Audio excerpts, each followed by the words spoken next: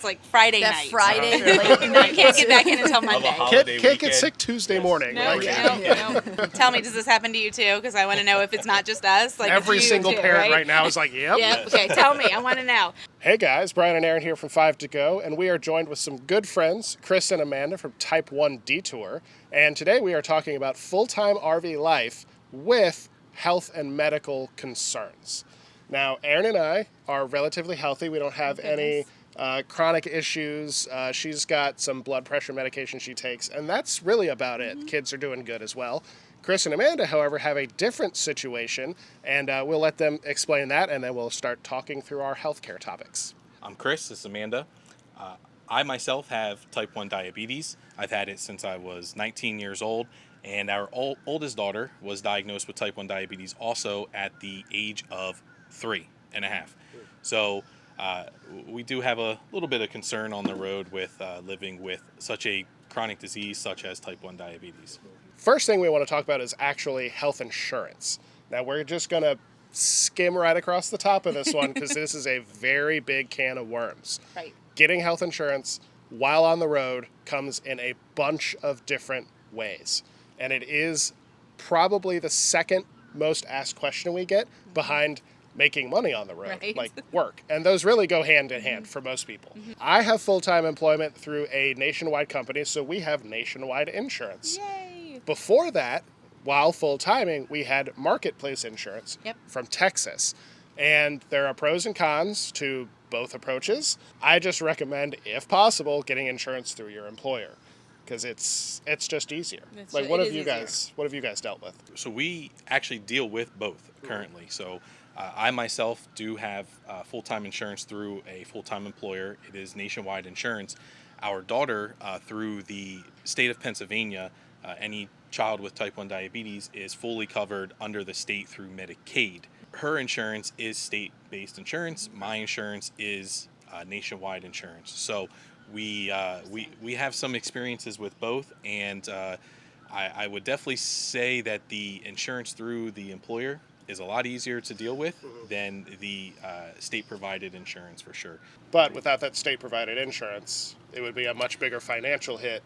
Absolutely. Specifically with type 1 diabetes, right? Yeah. So type 1 diabetes is an extremely expensive disease to manage. There's a lot of medications, a lot of devices, and keeping up with the organization of getting the medications and supplies is it's pretty stressful as well. So I know we'll touch base on that here soon. Yeah, so we'll talk about acquiring medications soon. So to start off the proper discussion, let's kind of look at a high-level view of, we both have families with young children, so there are yearly things that the kids need checkups on. There's dentists, vision, there's all of that stuff. So, Aaron, how do we deal with the yearly checkups and stuff? I make appointments kind of a year in advance, if I can, or 6 months in advance, because I know where we'll be when we plan our route, and we tend to be here in Florida in the wintertime. We have established relationships with doctors in this area, and so I can just call and say, hey, we need these appointments, and we don't have to do new patient things. And having a home base or someplace that you know you're going to come back to at least once a year makes that really easy. How do you guys do it? Yeah, we pretty much do a similar thing. We kind of plan our route based around when we need to be back in Pennsylvania for doctor appointments, specialist appointments, all the stuff, dentists, routine things like that. So especially with their state-based insurance, we have to be back there to do that. And then when we're not in Pennsylvania at our home base and we're traveling the country, I always research the nearest hospital, pharmacy, even grocery store for necessities that we would need relating to type 1 diabetes, just so we are prepared in any situation. So, of course, traveling with families, things are going to happen, things you don't plan for.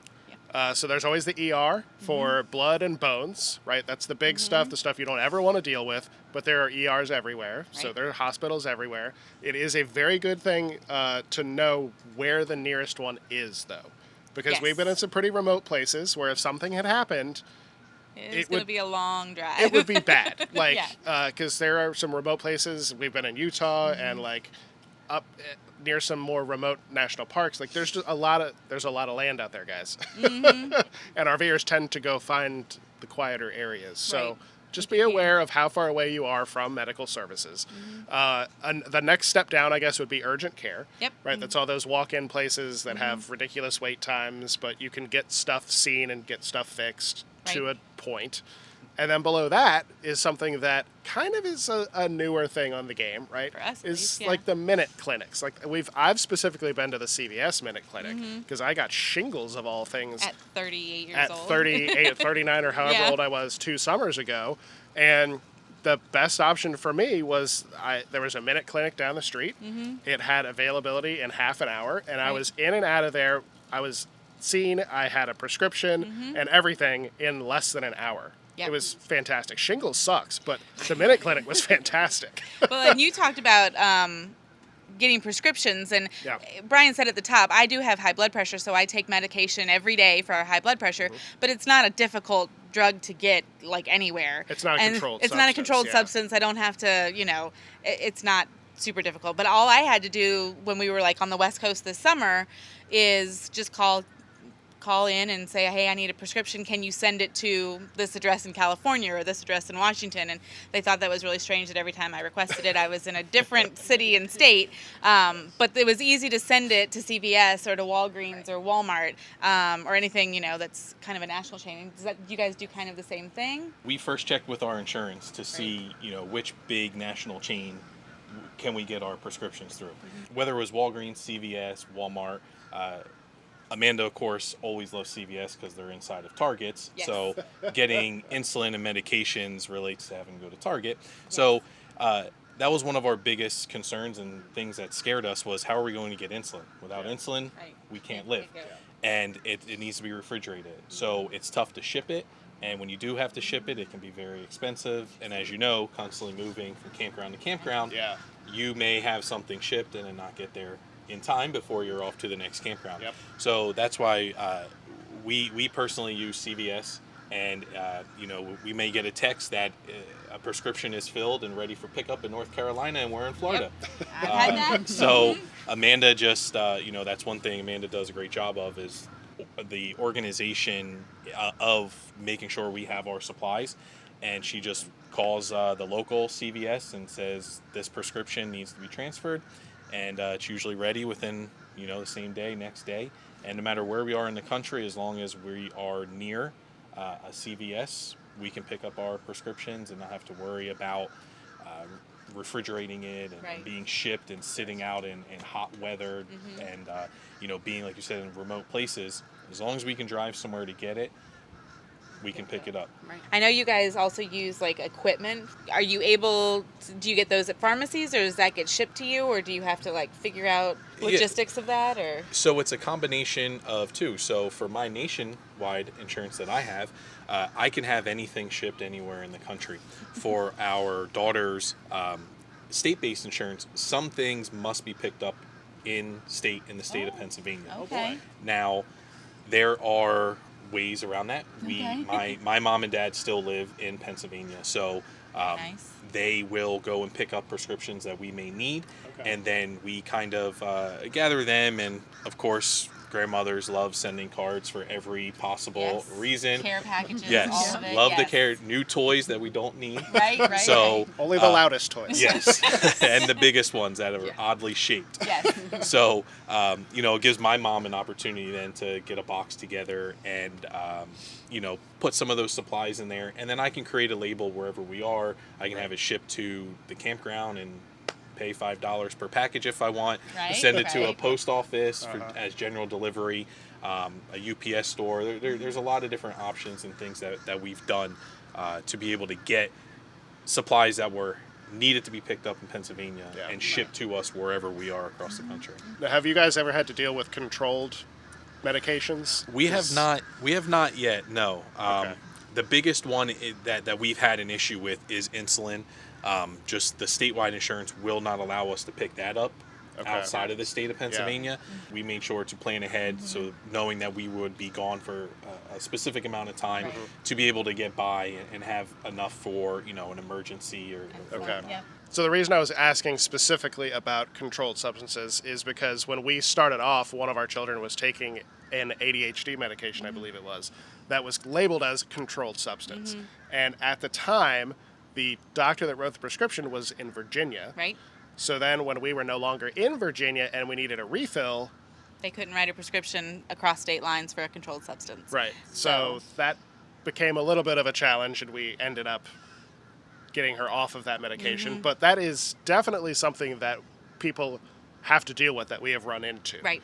I don't know the answer for that. If you want to share down below, Yeah. if you take any type of drug and you travel full time and it's difficult to get it, what's kind of been your workaround for that? Do you just have it filled in the state that you're in and then have someone pick it up to you and send it to you? Because I don't think that's allowed to be happening either. And so, like, Maybe not share specifics maybe like don't that. share. But if you have a legal way that you're doing this, let me know, because I'm very curious, because we get asked that question quite often. So it would be nice to have new information to share with Yeah. people. I'm hoping it's just similar to like the medical supplies Right. thing, where if there's an easy workaround, we just haven't had to deal with it. We so. haven't had to, Yeah. So then I guess the final level of getting care is all of the telehealth and remote medicine and all of those things. And that's a relatively new thing as well, kind of like the Minute Clinics. Right. But what this is I know through our nationwide insurance, I have Anthem, they have like a dial a nurse thing, and you can do face-to-face checkups, and you can even, in some instances, just have a face-to-face like Zoom call with a doctor, explain your symptoms or whatever's going on with your kid, and they will actually send you a prescription We did that in Oregon to a this pharmacy. past summer. Yeah, so this is something that is definitely out there, and it's relatively new. So you're going to have to know if your insurance does that or your specific doctors do that. Have you guys done any remote medicine or telehealth or had any experience with that? Yeah, so we've done the telehealth thing before, and from a just general medicine, general practitioner point of view, it's been pretty easy. From the diabetes side of things, it can be a little trickier because they kind of need to know your history, your background, your data, and you can't just jump from endocrinologist to endocrinologist. So It's a little more than a cough or a cold. Yeah. Yes. So we just had to be upfront with our doctors and just say, hey, look, listen, this is the lifestyle that we're choosing to do. We do plan on being back in the state for in-person checkups every 6 months or so. Can we send messages and send in data to make changes to our medical care? And, it's been pretty easy to do that because we didn't lie about it. You just have to be truthful to the doctors. They're on your side. Be truthful to them and see if they're willing to work with you. And I know the pediatricians kind of do the same thing too. Right. We have a portal that we use, and I can just send a quick, easy message any time of the day to her pediatrician or her endocrinologist, and they'll get back in 24 to 48 hours and give us the medical advice we're looking for, and easy like that. Nice. And I think when we had the Marketplace Insurance in Texas, they had like the Ask a Nurse, Dial a Nurse, the in-face stuff. So it's not just through normal Right. healthcare plans. I think it's becoming way more common. It's becoming very, very common across the board. Yeah. Right. And actually, I think during the pandemic, it became even more common because Right. people didn't want to Wanna go go. into Right. offices and deal with all of that. And those so. are typically 24 hours. When do kids get sick? In the middle of the night when nobody can help you. And so having those phone numbers and that kind of Wait, hold on. connection. It's the middle of the night on the weekend. Always, Yes. always. It's like Friday That night. Friday late night. You can't get back in until Of a Monday. holiday Kid get weekend. sick Tuesday morning. No, Like, no. Mondays offices are closed too. Yep. Yep. Tell me, does this happen to you too? Because I want to know if it's not just us. Like Every it's you single too, parent right now is like, yep. Yep. Okay. Tell me. I want to know. But yeah, the being able to call those either the telehealth or ask a nurse and stuff. Like I said, those are 24 hours a day, and you can get help if you need it when you're on the other side of the country from where you normally live. Another tip, while we're kind of talking about this and prescriptions and whatnot, you can, for most drugs, request a 90-day supply of that prescription drug, and I would always do that if you're going to be traveling, because if you don't know exactly where you're going to be, it makes it a lot easier. You can just plan, I know I'll be here in March, that's when I need my prescriptions refilled. I know that there's a CVS that can get it to me, and then just ask the doctor, can I have a 90-day supply? I've never had anyone tell me no. Especially with our nationwide insurance, we've never had any issues with the 90-day supplies. I will say that in Pennsylvania, the state insurance for our daughter does only allow 30-day supplies. no. So that throws a wrench into things, but it all goes into our overall planning of things. So we have a few rules for the planning of our route planning. One is we can't be within 15 minutes of a target for longer than 2 weeks. That's somebody's rule. Yeah. For You me, need things. we like to at least once a month be somewhere that's just not in the middle of nowhere, so we know if we have to refill prescriptions, Yeah, that makes we sense. have a chance to do it. There's a post office nearby Yep. that we can get things if we need to get things. But the 90-day thing has made life so much easier. It's, Are you worried ever about boondocking and not having power to have things refrigerated? Like, great because question. We like to have 100%. power, Yes. but Yes. 100%. So just recently at the Tampa RV show, Uh-huh. when we were staying with you guys in the rally field, we didn't have power that first night. We didn't. And we just have 2 lead acid batteries, no generator. We do have a residential fridge with an inverter that sucks those batteries pretty quickly. Yep. Yeah. So I did start to freak out very quickly because our insulin does have to stay cool. Yeah. It's very expensive.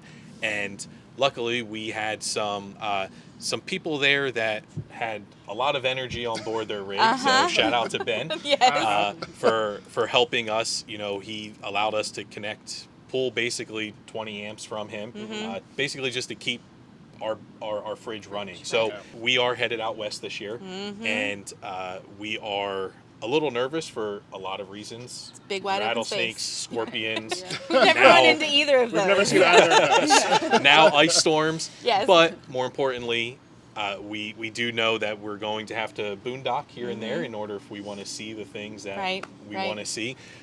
So it has kind of pushed us to get a generator and just Yeah. be prepared for any situation, because the insulin staying cool is definitely important. the number one thing. Everything else is just, it's not really that big of a deal. It's Everything's replaceable. replaceable Yeah. except that. Yes. Right, Yeah. right. We can always get more supplies and go old school method with our diabetes management, but without the insulin, it would be not fun. Very difficult, yes. All right, guys. So I think that's about it for today. I know we've probably generated way more questions know. than we actually answered. If you have any more questions, either ask them in the comments down below or go to 5togo.com/discord. And there is a channel on there called Fulltime RV Life. And we talk about medical stuff in there pretty frequently. We do. And Chris and Amanda are in there and can answer questions if you have things specifically for them. We're in there a lot. There's a couple thousand other people that are in there that can also answer questions. Yep. And also, while you're clicking on links, you should go over to their YouTube channel and their Instagram and subscribe to them, because they are awesome. They are lovely people, and they have really good content on their stuff as well. And if you have diabetes and you travel with diabetes, they are a great resource to reach out to and ask questions to, because I don't have any answers for that. Nope. So thank you guys for joining us, and hopefully you guys will check their stuff out, and we will see you in the next episode. Bye. Bye.